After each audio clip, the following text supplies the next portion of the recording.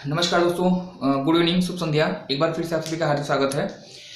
दोस्तों, last class की अगर बात करिएगा तो लास्ट क्लास में चर्चा हुई थी ग्रहों के उपनाम के बारे में, और इसके अकॉर्डिंग मैंने आपको शुरू के जो आरंभिक 4 ग्रह हैं यानी बुध, शुक्र, पृथ्वी और मंगल, है ना, इन 4 ग्रहों के उपनामों की विशेष चर्चा की है। बहुत ही बेहतरीन वीडियो है, बहुत ही शानदार वीडियो है। और यदि ये वीडियो आपने नहीं देखा है तो इसका इन्फॉर्मेशन लिंक जो है मैं आपको ऊपर आई बटन में प्रोवाइड करा दे रहा हूँ। इस वीडियो को जरूर देखिएगा, बहुत ही इंपॉर्टेंट लेक्चर यहाँ पे है, इसको मिस मत करिएगा, है ना। आगे बढ़ने से पहले अगर आप चैनल पर नए आए हैं, प्रतियोगी परीक्षाओं की तैयारी कर रहे हैं, तो इस चैनल को सब्सक्राइब करके बेल आइकन को प्रेस कर दीजिएगा और साथ ही साथ नोटिफिकेशन ऑल पे क्लिक कर दीजिएगा, क्योंकि आपको मालूम है कि ऐसे हेल्पफुल कंटेंट जो है यहाँ पे आपको दिए जाते हैं, है ना। आज का वीडियो होगा ग्रहों के उपनाम पार्ट 2, मतलब जो आरंभिक 4 ग्रह के बारे में हमने आपको बताया था उसका थोड़ा सा रिकॉल कर लेते हैं, और जो अंतिम 4 ग्रह हैं उनसे संबंधित जो प्रश्न आपसे पूछे जाते हैं उन पर चर्चा की जाएगी। बुध ग्रह की बात करिए तो बुध ग्रह जो है सौरमंडल का सबसे छोटा ग्रह है ना। आकार की दृष्टि सबसे छोटे नंबर पर स्थित है, छोटा ग्रह है, और साथ ही साथ सूर्य के सबसे समीप का ग्रह है। यहाँ पे वायुमंडल का अभाव पाया जाता है, और यही कारण है कि बुध ग्रह को सर्वाधिक तापांतर वाला ग्रह भी कहते हैं। यानी सबसे अधिक दिन और रात के तापमान में अंतर किस ग्रह पे पाया जाता है, आप बताएंगे बुध ग्रह। दूसरी चीज शुक्र ग्रह की बात करिएगा तो शुक्र ग्रह जो है सौरमंडल का सबसे चमकीला ग्रह है। सबसे चमकीला ग्रह होने की वजह से इसको आप मॉर्निंग स्टार या इवनिंग स्टार के नाम से जानते हैं। इसके अलावा इसे सिस्टर ऑफ अर्थ यानी पृथ्वी की बहन कहा गया है, या भगनी ग्रह कहा गया है, क्योंकि पृथ्वी के समान इसकी आकृति एवं विन्यास है। और साथ ही साथ अगर देखा जाए तो इस ग्रह का जो अंग्रेजी वर्जन है इसको आप वीनस कहते हैं, और रोमन साम्राज्य में वीनस को सौंदर्य की देवी यानी सुंदरता की देवी के रूप में जाना जाता है ना। पृथ्वी की बात करिए तो पृथ्वी जो है सौरमंडल का एकमात्र ऐसा ग्रह है जहां जीवन पाया जाता है, इसलिए इसको आप लिविंग प्लेनेट यानी जीवित ग्रह भी कहते हैं। इसके अलावा यहाँ पे जल की अधिकता पाई जाती है, 70% भाग पर जो है जल का विस्तार पाया जाता है, और जल की अधिकता की वजह से ही इसको आप नीला ग्रह यानी ब्लू प्लैनेट भी कहते हैं, है ना। मंगल ग्रह की बात करिएगा तो मंगल ग्रह आपका एक ऐसा ग्रह है जहां पर फेरस ऑक्साइड यानी लौह ऑक्साइड की अधिकता पाई जाती है, और लौह ऑक्साइड की अधिकता होने की वजह से इस ग्रह का रंग जो है लाल होता है, जिसकी वजह से इसको आप लाल ग्रह भी कहते हैं। इसके अलावा अपने अक्ष पर 25 डिग्री का झुकाव लिए हुए है, पृथ्वी के समान इसका अक्षीय झुकाव है। यही कारण है कि मंगल एकमात्र ऐसा ग्रह है जहां पर पृथ्वी के समान ही जो है ऋतु परिवर्तन की घटनाएं होती है ना। तो इन 4 ग्रहों के बारे में प्रॉपर लास्ट क्लास में आपकी चर्चा हो चुकी है, जिसका मैंने आई बटन में आपको लिंक भी प्रोवाइड करा दिया है, वीडियो को जरूर देखिएगा। अंतिम 4 ग्रह की अगर बात करिएगा कौन कौन से होंगे, तो एक ग्रह आपका है बृहस्पति, दूसरा है आपका शनि, तीसरा है अरुण ग्रह, और चौथा है वरुण, है ना। अंतिम 4 ग्रह। बृहस्पति की बात करिएगा तो बृहस्पति जो है सौरमंडल का आकार की दृष्टि सबसे बड़ा ग्रह है। 8 ग्रहों में सबसे बड़ा ग्रह अगर आपसे पूछा जाए तो आप बताते हैं बृहस्पति। ग्रहों में सबसे बड़ा होने के कारण इसको आपने क्या कहा है, मास्टर ऑफ गॉड, है ना, मास्टर ऑफ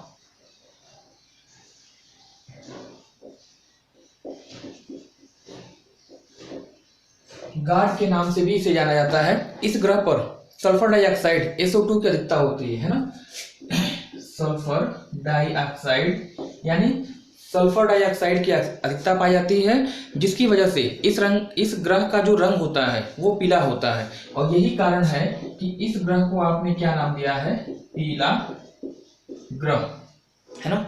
2 विशेषता इसकी याद रखिएगा। पहली चीज, सौरमंडल का सबसे बड़ा ग्रह है, और सबसे बड़ा ग्रह होने के कारण इसको आपने क्या कहा है, मास्टर ऑफ गॉड कहा है। सल्फर डाइऑक्साइड की अधिकता होती है। सल्फर डाइऑक्साइड एक ऐसी गैस है जो अम्ल वर्षा में सहायक है। सल्फर डाइऑक्साइड कर लीजिए, H2SO4 कर लीजिए, ये कई गैसें हैं जो कि अम्ल वर्षा में सहायक है ना। तो सल्फर डाई की अधिकता होती है, इसलिए इसको आपने क्या कहा है, पीला ग्रह कहा है। और सौरमंडल का एक ऐसा ग्रह जो अपने अक्ष पर सर्वाधिक तीव्रता से घूमता है, जो इसकी घूर्णन गति है सबसे अधिक है, केवल 10 घंटे में, है ना, मात्र 10 घंटे में जो है अपने अक्ष पर एक घूर्णन पूरा करता है। यानी कहने का तात्पर्य ये होगा कि यहाँ पर जो एक दिन होता है केवल 10 घंटे का होता है, 5 घंटा दिन होता है, 5 घंटे रात होती है। पूछा जाता है अपने अक्ष पर सर्वाधिक तीव्रता से घूमने वाला ग्रह कौन सा है, आप बताएंगे बृहस्पति, है ना। अगर उपग्रहों की संख्या की बात करिएगा तो बृहस्पति के कुल उपग्रह की संख्या होगी 79, 79 उपग्रह है। आज की डेट में बृहस्पति के पास कुल उपग्रहों की संख्या 79 है, 79 है। और यहां से ध्यान रखिएगा इसका जो सबसे बड़ा उपग्रह है वो आपसे पूछा जाता है गैनीमेड, है ना। गैनीमेड जो है इस ग्रह का सबसे बड़ा उपग्रह है। और गैनीमेड के बारे में यह भी कहा जाता है कि यह पूरे ब्रह्मांड का या कहिए हमारे सौरमंडल का सबसे बड़ा उपग्रह है ना। इसको ध्यान रखिएगा, ये सब चीजें एग्जाम में आपसे पूछी जाती हैं। नीचे आइए, शनि। शनि ग्रह की बात करिएगा तो शनि ग्रह जो है आकार की दृष्टि से दूसरा सबसे बड़ा ग्रह है। सबसे बड़ा ग्रह बृहस्पति, अभी हमने आपको बताया। जो दूसरा सबसे बड़ा ग्रह आपका होगा शनि। और शनि ग्रह के बारे में ये कहा जाता है यह एक ऐसा ग्रह है इसके चारों ओर गैस और धूल कण से निर्मित छल्ले पाए जाते हैं, वलय पाए जाते हैं, रिंग्स पाई जाती हैं, जिनकी संख्या 7 है। पूछा जाता है, ध्यान रखिएगा, इस ग्रह को वलयों वाला ग्रह, वलयों वाला ग्रह कह लीजिए या छल्लों वाला ग्रह भी कहा जाता है। संख्या पूछी जाती है कितने छल्ले पाए जाते हैं, 7। और इनको सबसे पहले किसने देखा था, इन छल्लों को। कभी कभी ये भी क्वेश्चन आपसे पूछ दिया जाता है। तो शनि ग्रह के वलयों को सबसे पहले किसने देखा था, बताइएगा। एक वैज्ञानिक थे गैलीलियो, है ना। गैलीलियो ने जो है एक यंत्र बनाया था जिसका नाम था टेलीस्कोप, ठीक है। टेलीस्कोप का इन्होंने जो है आविष्कार किया था। और टेलीस्कोप वह यंत्र है जिसके माध्यम से आप ब्रह्मांड में स्थित किसी दूर स्थित वस्तु को पास करके देखते हैं, बड़ा करके देखते हैं। तो जब इन्होंने टेलीस्कोप बनाया तो इन्होंने अंतरिक्ष में देखा और उनको ये शनि ग्रह के छल्ले दिखाई दिए थे, है ना। तो एग्जाम में पूछा आता है किसके द्वारा शनि ग्रह के छल्लों को सबसे पहली बार देखा गया था, गैलीलियो के द्वारा। कितने छल्ले हैं, 7। किस ग्रह को वलय वाला ग्रह कहा जाता है, शनि। या छल्ले वाला ग्रह या रिंग्स वाला ग्रह किसे कहा जाता है, शनि, बताइएगा। एक चीज। दूसरी चीज, इस ग्रह पर कार्बन डाइऑक्साइड की अधिकता पाई जाती है, इस कारण इसे काला ग्रह भी कहा जाता है, वलयों वाला ग्रह कहा जाता है, छल्ले वाला ग्रह कहा जाता है, साथ ही साथ काला ग्रह कहा जाता है। और एक चीज यह भी ध्यान रखिएगा कि सौरमंडल का सबसे हल्का ग्रह अगर पूछा जाए, सबसे हल्का ग्रह 8 ग्रहों में कौन सा है, तो शनि है। इसके बारे में यह भी कहा जाता है कि यदि इसे पानी में डाल दिया जाए, किसी सागरीय क्षेत्र में डाल दिया जाए, किसी महासागर में डाल दिया जाए तो यह ग्रह डूबेगा नहीं। और यह सबसे हल्का होने की वजह से जो है इसको आपने एक नाम और दिया है, इसे आप तैरता हुआ ग्रह भी कहते हैं। शनि ग्रह को तैरता हुआ ग्रह भी कहा जाता है ना। तो ये सब फैक्ट है, सब एग्जाम में आपसे पूछे जाते हैं। शनि ग्रह की अगर बात करिएगा तो सौरमंडल में सर्वाधिक उपग्रह वाला ग्रह होगा, है ना। सबसे अधिक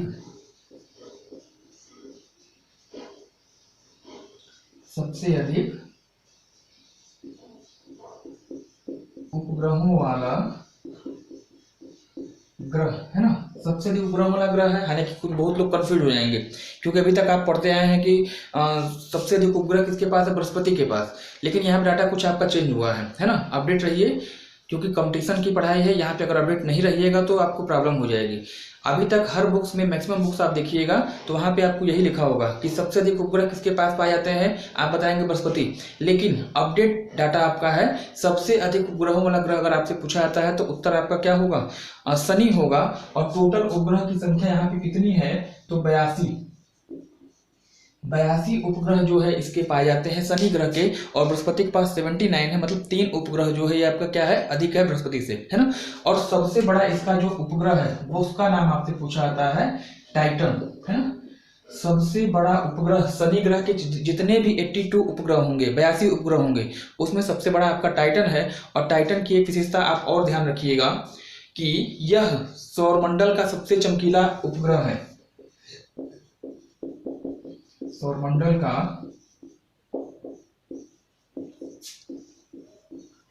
सबसे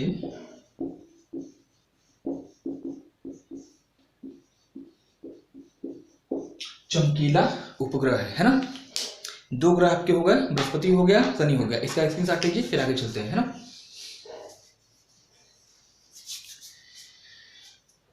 ओके,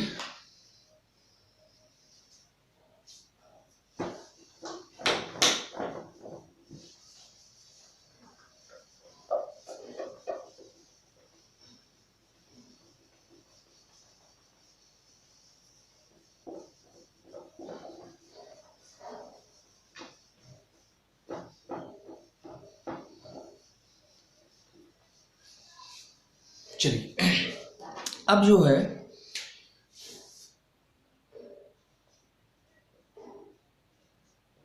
अरुण आइए, अरुण को आप कहते हैं यूरेनस, है ना। आकार की दृष्टि से सौरमंडल का तीसरा सबसे बड़ा ग्रह है। सबसे बड़ा बृहस्पति, सेकंड नंबर पे शनि, तीसरे नंबर पे अरुण, है ना। ग्रह की खोज की अगर बात करिएगा, खोज एक वैज्ञानिक थे सर विलियम हर्शल, है ना। सर विलियम हर्शल के द्वारा जो है इस ग्रह की खोज की गई थी।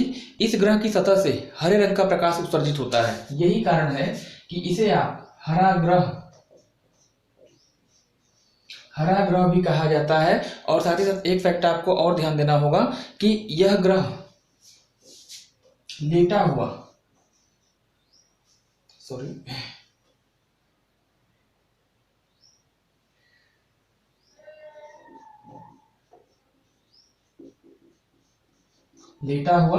ग्रह भी कहा जाता है। क्यों कहा जाता है?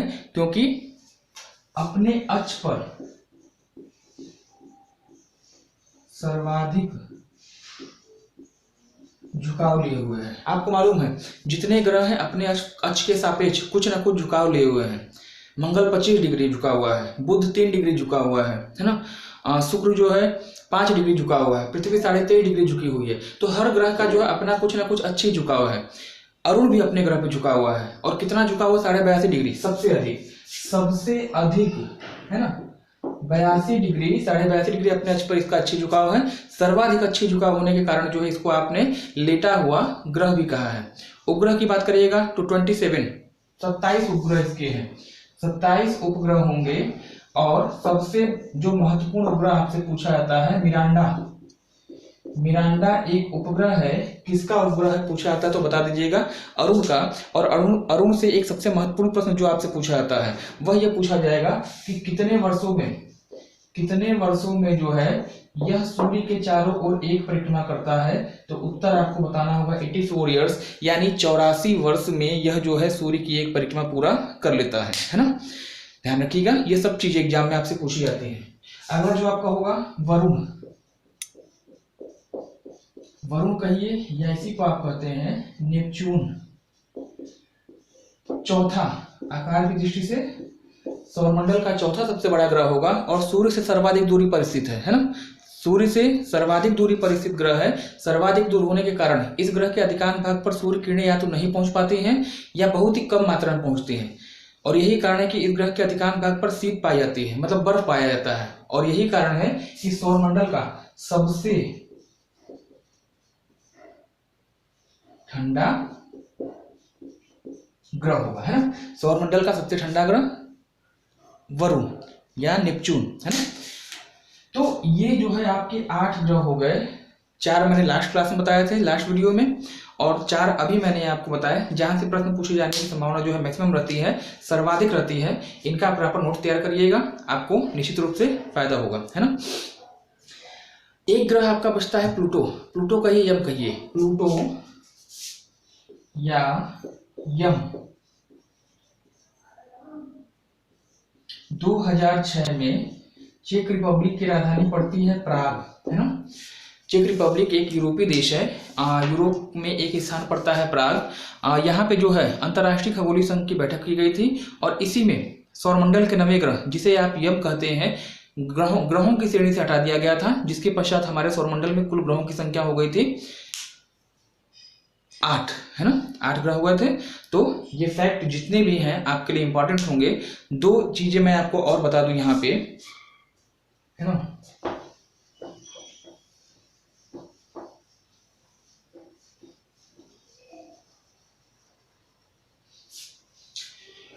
एक तो शुक्र है और एक है आपका अरुण। इन दो ग्रहों की विशेषताएं हैं कि ये सूर्य की परिक्रमा घड़ी की सूर्य की दिशा में करते हैं, जैसे घड़ी घूमती है क्लॉकवाइज, है ना। दक्षिणावर्त कह लीजिए या क्लॉकवाइज, है ना। शुक्र और अरुण सूर्य की परिक्रमा दक्षिणावर्त करते हैं, क्लॉकवाइज करते हैं, और अपने अक्ष पर भी पूर्व से पश्चिम दिशा में घूमते हैं। परिणाम स्वरूप इन दोनों ही ग्रहों पर जो सूर्योदय होता है वह सूर्योदय पश्चिम में होता है ना। तो दो चीजें ध्यान रखिएगा, ऑप्शन में एग्जाम में पूछा था, ऑप्शन में 4 ग्रहों का ऑप्शन देगा, जिसमें से इनमें से कोई एक आपको दे दे, शुक्र आपको दे दिया, है ना। बाकी 3 ऐसे ग्रह जो एंटी क्लॉकवाइज घूमते हैं, मतलब घड़ी के सूर्यों की विपरीत दिशा में घूमते हैं, है ना। कहेगा क्या कि निम्नलिखित में से कौन सा ग्रह सूर्य की परिक्रमा दक्षिणावर्त करता है या क्लॉकवाइज करता है, शुक्र या अरुण, जो रहेगा ऑप्शन वो बता दीजिएगा। या फिर पूछा जाए किस ग्रह पर सूर्योदय पश्चिम दिशा में होता है, 2 ग्रह आपको याद रखना होगा, इसको ध्यान रखिएगा ना।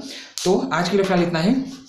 चैनल को अभी तक अगर आपने सब्सक्राइब नहीं किया है, सब्सक्राइब कर लीजिए और बेल आइकन को प्रेस कर दीजिएगा, और साथ ही साथ जो नोटिफिकेशन बेल आइकन है ऑल पे क्लिक कर दीजिए, क्योंकि ऐसे ही हेल्पफुल कंटेंट मैं आपको प्रोवाइड करता रहता हूँ। मिलते हैं अगले वीडियो में। धन्यवाद। Have a nice day. शुभ रात्रि।